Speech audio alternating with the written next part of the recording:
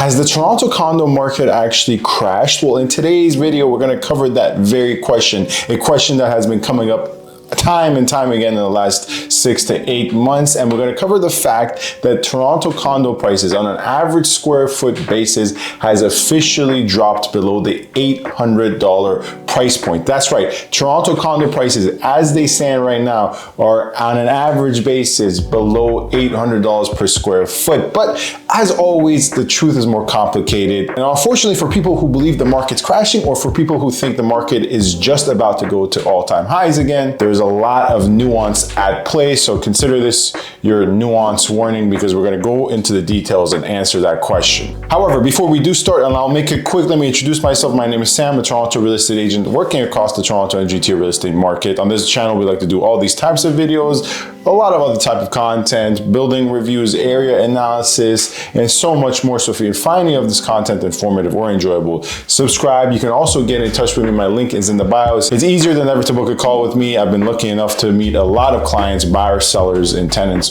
from this channel. You can find that link in the description. Anyways, let's move forward with the topic of today's video. So let's tackle the question, the question that is at play. Has the Toronto condo market crashed? Well, let's take a look at this chart/graph. This graph shows us the time periods of 2020 to 2024, and it tracks the average per square foot price along with sales as indicated by that gray bar. And this chart is courtesy of House Sigma. The House Sigma analytics, there are some good uses for it, like the per square foot here.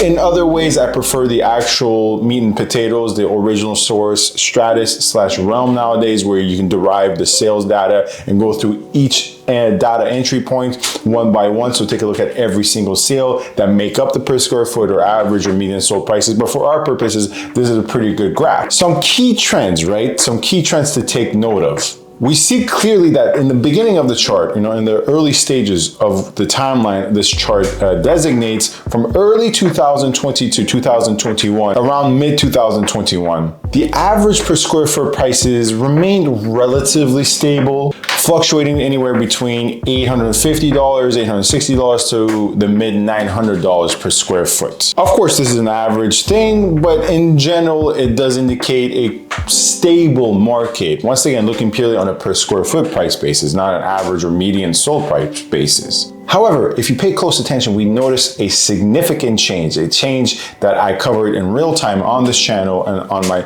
other social media platforms. A significant spike occurred from late 2021 to mid 2022. This significant price was seen peaking at an absurd average, once again, average per square foot price of condos at $1,050. That's right, that's what the average was at the highest point in the market.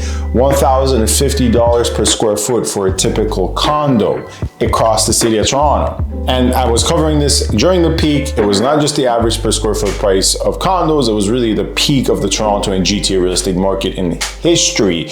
The market truly peaked in 2022. For homes, it was around, I would probably have to say February. For condos, for the most part, and now this is GTA wide, was in March, I would probably have to say. We were looking at all-time highs across all metrics. But now we shift to the cool down stage. The cool down stage obviously occurred once the Bank of Canada started to hike interest rates around this time, slowly and steadily by 25 basis points.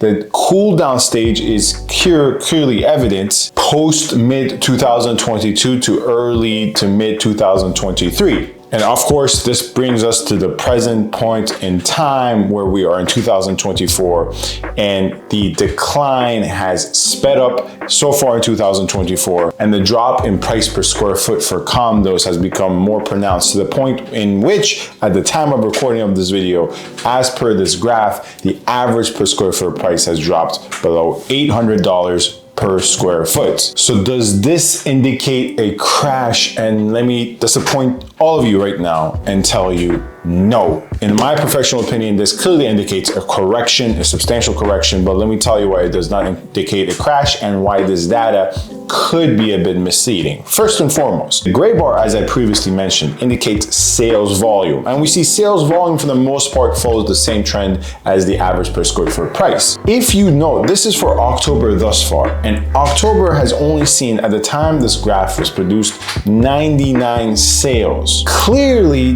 due to the low amount of sales, this average per square foot price is not going to capture the actual reality on the ground. We should take a look at this chart in retrospect once we are in November and December and see how October truly performed. Furthermore, to the point, we have to keep into account that this is the average per square foot price across all condos in the city, accounting for old to small, cookie cutter to functional. You see, on the ground, fact of the matter is I work every day as a Toronto realtor. And in the last 1 to 2 months, I've been lucky enough to purchase 6 units on the behalf of clients. And I've been lucky enough to be able to sell 2 units on the behalf of clients. And I can tell you, on the ground, the units that are performing the worst are probably units that are cookie cutter in nature, overpriced, investor friendly, and they're the ones that are collecting a lot of dust. They're the ones that are seeing the biggest haircuts in terms of prices, and they're the ones that are going to drag down any criteria they're included in, any category they're included in, whether it's average per square foot price, median price, average sold price, days on market. They are the anchor to the overall condo category. The middle of the road, functional in premium buildings or B+, B- building units that are sizable, decent, people want them, and users especially want them, not necessarily investor focused, but more end user focused. They are still performing decently. Now, are they selling anywhere near what they were selling in 2022? No. Are they even selling as close to what they were selling in 2023? In some cases, yes, but in most cases, no. So this is where nuance comes into play, because those middle of the road units are performing well. For example, I sold a unit in 16 Bonnycastle, which I will make a video on for you guys. The unit that you can check out in this previous video, I sold that in less than a week because it's in a good to great building, good to great location, good to great units, and it was priced quite decently. So that is just one example of units that are performing well relative to today's market conditions, and I could give you more examples from the buying end of things as well. On the opposite side of the spectrum, going away from the small micro cookie cutter units to the larger, more spacious units, we're talking about units that are 1,000 plus in square footage. If they are in depreciated buildings that might have a little bit of a higher maintenance, or units that may require a little bit of work, those units are also having a harder time selling as well. They could be great units in great buildings, and in a lot of cases there are great units in great buildings, but they are going to drag a little bit more because first and foremost, they might need some work. If they don't need some work, they're large, they're spacious, you can have a family of 2 or 3 inside of them, but they're asking for 1.5, 1.6. Yes, 1.5, 1.6 for 2,000 square feet, but they're gonna have a hard time selling, and if they're gonna sell, they're gonna bring the price per square foot down. So it's really on the both extremes. So in the condo market, you can truly say that what's performing the best right now is what's in the middle, but the dog crap, cookie cutter units on the lower end of the spectrum are struggling. On the other side of the spectrum, large, spacious, once again, otherwise great units and great buildings that are older, higher maintenance, and a higher price tag. Well, the appetite for buyers for those more pricey units and older buildings are not there right now. Once again, I'm not saying any single sale of those are not happening, but they're the exception and not the rule. So hopefully that will answer your question of whether the Toronto and GTA real estate condo market is truly crashing or not as prices drop below $800 per square foot. Anyways, if you found this video informative, I hope you subscribe, I hope you comment, and I hope you give it a like. Lastly, if you have any buying, selling, or leasing inquiries, you already know what to do. My link is in the bio. Get in touch with me. Thank you very much for watching. Stay safe and stay tuned. Thank you.